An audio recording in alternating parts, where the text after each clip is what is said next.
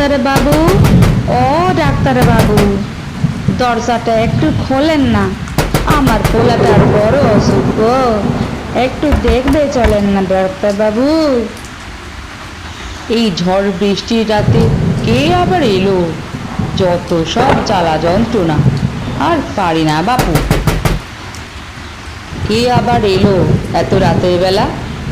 দেখি তো দরজাটা খুলে, কে আবার এলো? কে রে তুই? এই তো, এই তো ডাক্তার বাবু দরজা খুলেছেন। ডাক্তার বাবু, আমার পোলাটার যে বড় শরীর খারাপ গো। ও, আজকে সারাটা দিন যা বৃষ্টি হচ্ছে। এই যে, এই যে আমি ডাক্তার বাবু, এই যে আমি। তোরা আমাকে দেখছি শান্তি দিবি না। সারাদিন কি করছিলি? সরকারি হাসপাতালে নিয়ে যাসনি কেন? যা যা, এখন যা, বাড়ি যা। কাল সকালবেলা হলে সরকারি হাসপাতালে নিয়ে যাবি, বুঝলি? কিন্তু ডাক্তার বাবু, এখন একটু চলেন না, দেখে আসবেন। শুনেছি আপনি বড় ভালো লোক গো, লোকের উপকার করেন। সারাটা দিন হাসপাতালে রোগী দেখার পর ভাবলাম বৃষ্টির রাতে একটু গরম গরম খিচুড়ি খেয়ে ঘুম দেব। তা এখন দেখছি তোদের জ্বালাতে সে স্বপ্নটা স্বপ্নই রয়ে যাবে, বুঝলি? আসলে ডাক্তার বাবু, বুঝতে পারিনি এত বাড়াবাড়ি হয়ে যাবে। ভেবেছিলাম কমে যাবে, কিন্তু কমলো না গো বাবু। চলেন না, চলেন না ডাক্তার বাবু, একটু একটু দেখে আসবেন।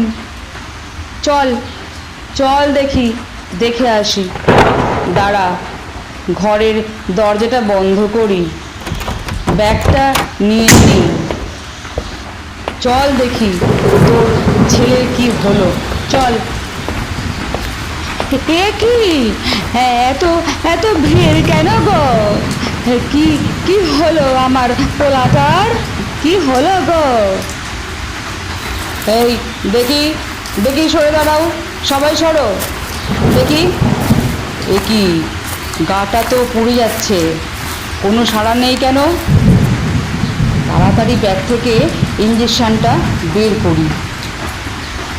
দেখি দেখি, ইঞ্জেকশনটা দিয়ে দিই। যাক, এবার আশা করি ঠিক হয়ে যাবে। তবে কাল সকাল পর্যন্ত দেখতে হবে, তার আগে কিছু বলতে পারছি না কিন্তু। সকাল হয়ে গেছে। এই তো রে, তোর ছেলে চোখ মেলে তাকিয়েছে। জ্বরটাও তো দেখছি কমে গেছে রে। শোন, একটা কথা বলি তোদেরকে, এবার থেকে যখনই কিছু শরীর খারাপ হবে, সব থেকে আগে সরকারি স্বাস্থ্য কেন্দ্রে নিয়ে দেখাতে যাবি, বুঝলি? হ্যাঁ ডাক্তার বাবু, আপনার কথা মনে রাখবো ডাক্তার বাবু। এবার থেকে আর কখনো কখনো এই ভুলটা করব না।